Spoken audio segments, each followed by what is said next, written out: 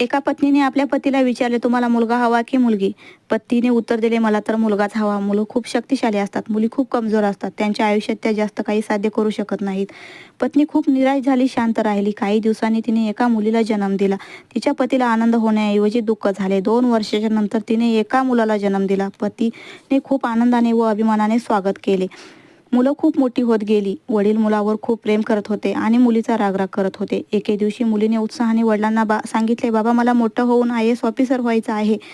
वडील म्हणाले, नुसती स्वप्न पाहून IAS ऑफिसर होता येत नाही. किचनमध्ये जाऊन भांडी घास. मुलगी खूप निराश झाली व रडत तिथून निघून गेली. तिच्या आईने तिला शिक्षणामध्ये पाठिंबा दिला. मुलगी कॉलेजमध्ये असताना वडील तिच्यावर लग्नाचा दबाव आणू लागले. ती फक्त आपले शिक्षण पूर्ण करू इच्छित होती. कॉलेजनंतर मुलगी घर सोडून निघून गेली. तिची आई पार्ट टाइम करून गुप्तपणे तिच्या शिक्षणासाठी पैसे साचवत होती आणि कोचिंगसाठी तिला पैसे पाठवत होती. अनेक अडचणीवर मात करून मुलीने खूप मेहनत केली, पण आपले स्वप्न काही सोडले नाही. वर्ष गेले. मुलगा बेरोजगार व मद्यपी बनला.